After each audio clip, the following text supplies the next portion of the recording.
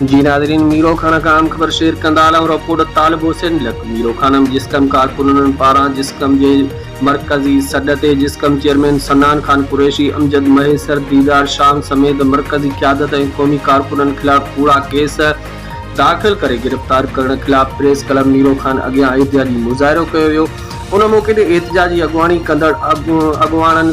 सोबदार जतोई मोहम्मद हसन जतोई रियाज़ भट्टी अबूबकर तुनियो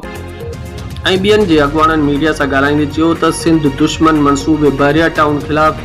परअमन एहतिजाज करण ते रियासत पंहिंजो रिवायती ॾाढ कंदे जिस्कम जे मरकज़ी क़यादत ऐं क़ौमी कारकुननि ख़िलाफ़ कूड़ा केस दाख़िल करण बैदि गिरफ़्तार करे खेनि जेल मोकिले छॾियो आहे, जेका सरासर ज़ियादती आहे। हिननि मुतालबो कयो त गिरफ़्तार क़ौमी अॻवाननि ऐं कारकुननि खे फौरी तौर ते आज़ादु करे दाख़िल केस ख़त्म कया वञनि, न त ॿी सूरत में सख़्त एहतिजाज कयो वेंदो।